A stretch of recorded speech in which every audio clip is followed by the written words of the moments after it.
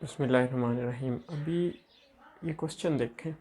ये जो इस बार साइंस एंड एबिलिटी का पेपर था सीएसएस का, इसके सेक्शन बी में जो क्वेश्चन नंबर 6 है उसका पहला पार्ट है ए पार्ट। इसको सॉल्व किस तरह करेंगे? वो कह रहे हैं a man is now 3 times as old as his son, यानी वो इतना ओल्ड है as old as his son. अब दोनों का कंपैरिजन कर रहे हैं तो दोनों में जो कम एज है हम उसको लेट करेंगे। Let the age of son, let the age of son X है, वाई ए कोई भी आप लेट कर सकते हैं। Age of is father, age of father इस लिहाज से जो एज ऑफ फादर होगी वो 3 टाइम्स है, मतलब 3x। इतना तो क्लियर होगा। ये फर्स्ट लाइन हमने क्लियर कर दिया, मैन इज़ नाउ। आके अगली लाइन को देखें, इन 10 ईयर्स, यानी दोनों की एज जो है वो 10 ईयर प्लस होती जाएगी। इन 10 ईयर दोनों की एज 10 साल बढ़ती जाएगी। द सम ऑफ, अब बढ़ाते हैं इनकी एज को, 10 ईयर आफ्टर 10 ईयर, यहाँ पे आप लिख सकते हैं after 10 years as of son, जो सन की एज है वो x प्लस 10 और एज ऑफ फादर, जो फादर की एज है वो भी इसी तरह 3x प्लस 10। दोनों की एज जो है वो 10 ईयर प्लस हो जाएगी। आगे चलते हैं। वो कह रहे हैं the sum of their age will be 76।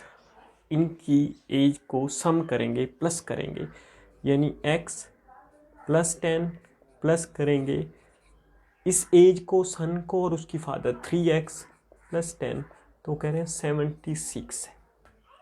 अब ये एक हमारे पास इक्वेशन बन रही है, इसको हम सॉल्व करेंगे। x 3x ये बनता है 4x, 10 और 10 ये बनता है 20 इज इक्वल टू 76।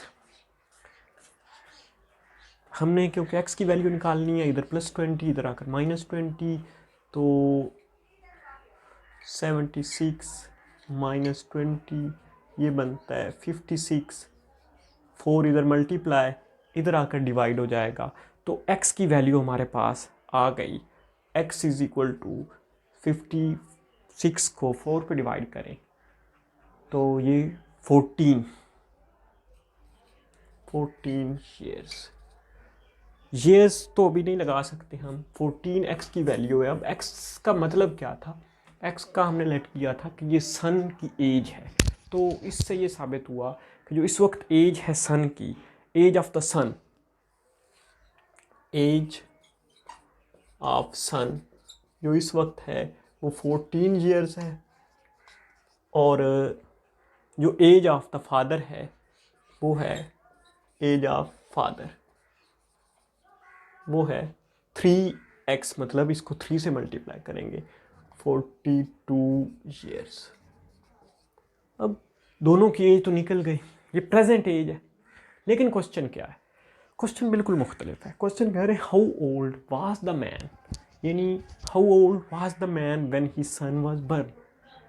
तो मतलब पूछा जा रहा है कि जब बच्चा पैदा हुआ तो फादर की एज क्या थी? तो सिंपल है, 42 फादर की इस वक्त एज है, 14 एज है बच्चे की, इसमें से ये माइनस कर देंगे तो हम ये आंसर कर सकते हैं वो the age of the father when his son was born, ये 42 माइनस 14 28 ईयर्स।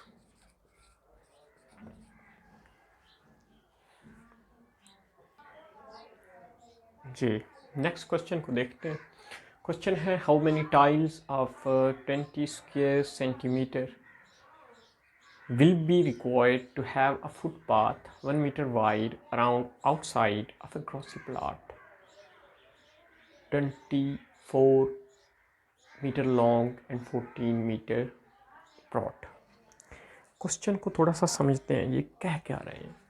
सिंपल कहा ये जा रहा है कि एक प्लॉट है, उस प्लॉट की जो लेंथ है वो 24 मीटर है और उस प्लॉट की जो विड्थ है वो 14 मीटर है। तो इसके गिर्द एक फुटपाथ बनाया जाएगा जो कि 1 मीटर इधर भी होगा, 1 मीटर इधर से भी होगा, चारों तरफ से 1 मीटर वो एक बना दिया जाएगा। ये चारों तरफ से, ये क्वेश्चन है। तो आप बताएं कि उसमें कितनी टाइल्स लगेंगी। सबसे पहले क्या करना है, एक बात याद रखें कि जो टाइल का एरिया है वो सेंटीमीटर में दिया गया है और जो प्लॉट है वो मीटर में दे दिया गया है। तो दो डिफरेंट यूनिट्स हैं, दोनों डिफरेंट यूनिट्स को सेम यूनिट करना पड़ेगा। तो सेंटीमीटर को मीटर नहीं, हम मीटर को सेंटीमीटर में करेंगे, छोटे यूनिट की तरफ लाएंगे। तो करते हैं। सबसे जो हमें इस प्लॉट का एरिया निकालना है, तो एरिया हम सेंटीमीटर में निकालेंगे। एरिया का फार्मूला लेंथ मल्टीप्लाई ब्रेथ, जितनी वो चौड़ाई और लंबाई उसकी है। लेंथ है 24 मीटर, लेकिन हम इसको सेंटीमीटर में लिखेंगे तो 2400 सेंटीमीटर मल्टीप्लाई ब्रेथ, ये 14 मीटर, ये 1400, इन दोनों को मल्टीप्लाई किया जाएगा।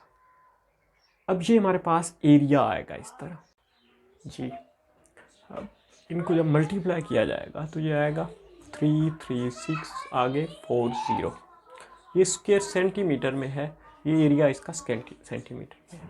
अब देखें, हमने इस प्लॉट का एरिया तो निकाल लिया, लेकिन हमें तो प्लॉट का एरिया नहीं चाहिए, हमने तो टाइल्स लगानी है उसकी साइड पर। तो साइड वाला एरिया कैसे निकाला जाएगा?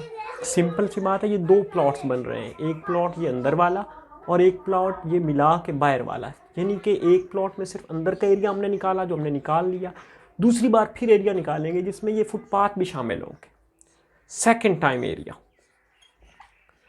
उसी फार्मूले के तहत। लेकिन ये जो 2400 है, इसमें 1 मीटर, क्योंकि 1 मीटर का तो प्लॉट वो बनेगा फुटपाथ, तो 1 मीटर अबव इसमें प्लस हो जाएगा, तो ये 24 की जगह 2500 और ये भी 14 की जगह 1500। इनको उसी तरह हम मल्टीप्लाई करेंगे जैसे पहला हमने मल्टीप्लाई किया है।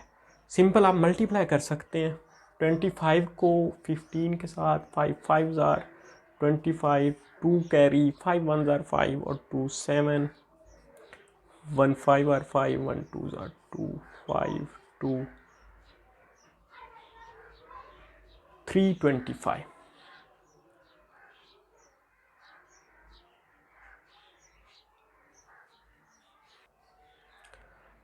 यहाँ से मिस्टेक थोड़ी सी हुई, 5 5 आर 50, 25, 5 2 कैरी, 5 2 आर 10 होता है, ये 12 मैं वो 1 पे कर दिया था।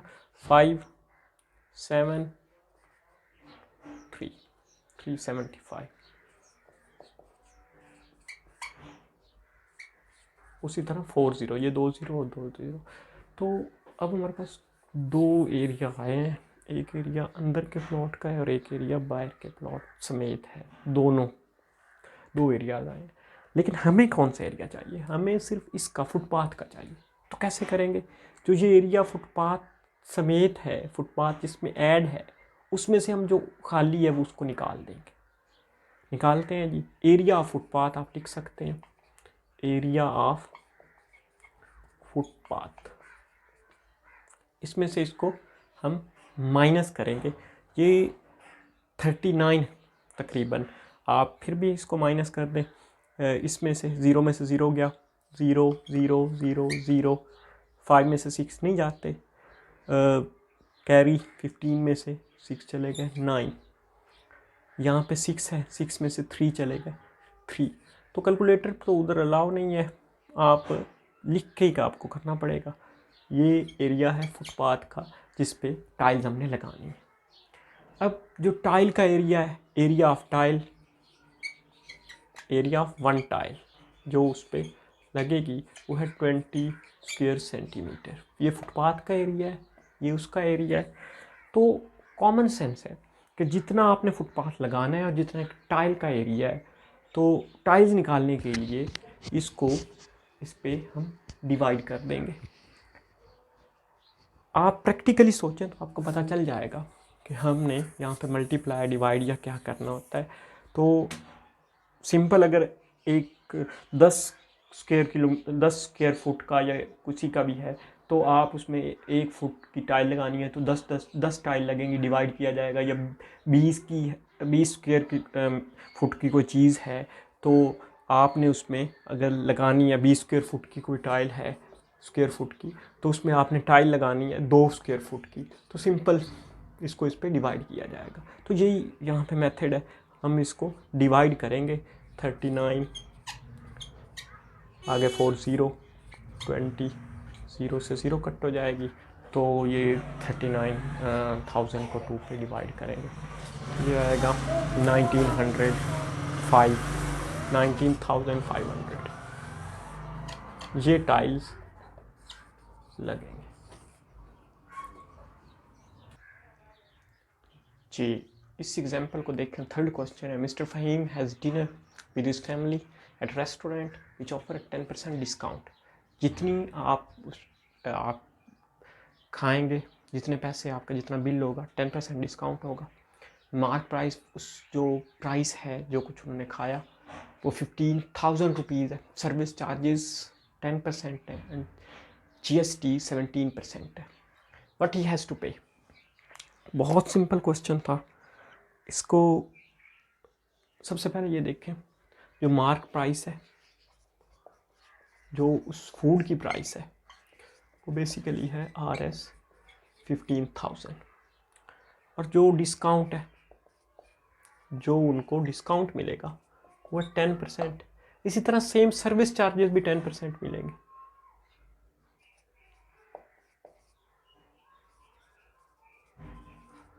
सर्विस चार्जेस भी 10% ही होंगे और GST 17% होगा। तो दो चीज़ें हैं, मार्क प्राइस तो सही है, डिस्काउंट उनको हुआ लेकिन उसी मद में फिर उनको सर्विस चार्जेस भी पे करने पड़े। तो ये तो उनकी लेस हुई इसमें से, लेकिन ये फिर सेम ऐड हो गया 17 इसमें। तो ये दोनों आपस में सेम 0 हो जाते हैं। अगर आप लिख के करें कि डिस्काउंट और सर्विस चार्जेस सेम है तो फिर भी अमाउंट सेम ही रहेगी, यानी मार्क प्राइस ही। अब हमें सिर्फ GST निकालना पड़ेगा कि GST कितना है। GST 17 है, 17 डिवाइडेड बाई 100 मल्टीप्लाई 15,000, 2 0 कट गई। 17 को हम मल्टीप्लाई करेंगे 150 से, 17 को 15 से कर लें, 5 7 35, 5 3 कैरी, 5 1 5 और 3 8, 1 7 1 1 5 5 1 कैरी 2 5 5 2 5 5 और ये 0। ये जो है GST पड़ेगा। अब इतनी अमाउंट थी, ये डिस्काउंट और सर्विस चार्जेस आपस में ख़त्म हो गए क्योंकि ये उसको डिस्काउंट हुआ और ये उसको फिर देने उतने ही पड़े। तो GST जो है ये इसमें ऐड हो जाएगा। अमाउंट ही हैज़ टू पे, जितनी अमाउंट उसको देनी पड़ेगी 15,000 प्लस 2,550, ये बनता है 70,550। ये उसको अमाउंट देनी पड़ेगी। इस एग्जाम्पल को देखते हैं। Mister Khwaja walk 45 minutes at the rate of 3 kilometre per hour and then ran for a half an hour at a certain speed. At the end, he was 6 kilometers away. How fast did he run? Question is that Mr. Khaja walked 45 minutes. ये time है, जो time है वो हमारे पास 45 minutes है उसका। Eight the rate of, ये उसकी स्पीड है, जो स्पीड है वो 3 किलोमीटर पर आवर। तो अब इन दोनों में देखें, यूनिट डिफरेंट है, ये मिनट्स में है, ये पर आवर में है। तो दोनों का डिस्टेंस मेजर करने के लिए ज़रूरी है कि आप सेम यूनिट में लाएं। इसको मिनट्स को आप घंटों में कर सकते हैं। घंटे में करने के लिए इसको 60 पे डिवाइड करेंगे, यानी 45/60। तो इसको आप सिंपलेस्ट फॉर्म में करने से 3/4 यानी 15 पे काटने से 3/4 आवर्स। ये भी आर है, अब ये भी आर है, स्पीड भी और टाइम भी। उसके बाद डिस्टेंस, क्योंकि इसका तीसरी जो चीज़ होती है डिस्टेंस होगा। डिस्टेंस का फार्मूला जितना टाइम आपका लगा है, टाइम मल्टीप्लाई स्पीड, आपकी जितनी स्पीड है। टाइम हमारे पास 3/4 है और स्पीड हमारे पास 3 है। 9 तो डिस्टेंस बना 9/4 किलोमीटर, ये डिस्टेंस बन गया। इससे आगे चलते हैं। And run for at certain speed half an hour, मतलब फिर वो उसकी वो चला है कितनी स्पीड से, कितने टाइम, 30 मिनट्स, या अगर इसको आपने आवर्स में लिखना है तो 1/2 hours, half an hour 1/2 hours. At the and he was 6 kilometre, total जो उसका डिस्टेंस था at the and he was 6 kilometre away. Total जो डिस्टेंस था वो था 6 किलोमीटर, टोटल डिस्टेंस।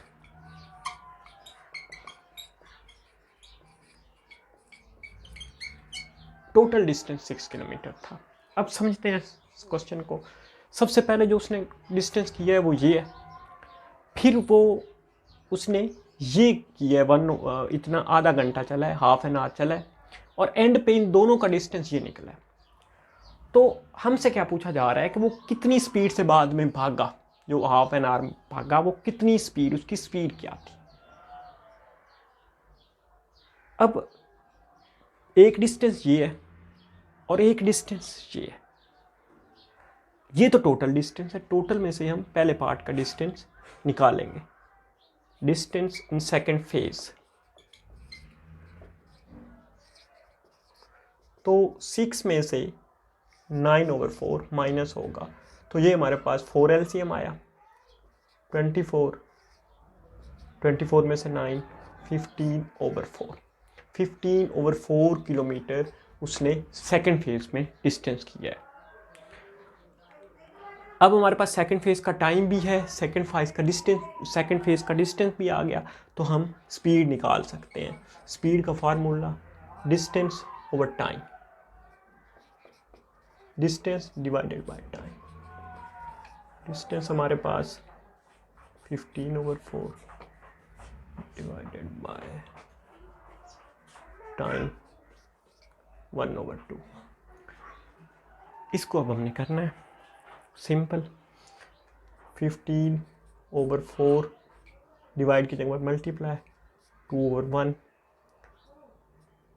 15 को 2 पे डिवाइड कर देंगे तो हमारे पास आंसर जो आएगा वो है 7.5, ये स्पीड है उसकी किलोमीटर पर आवर।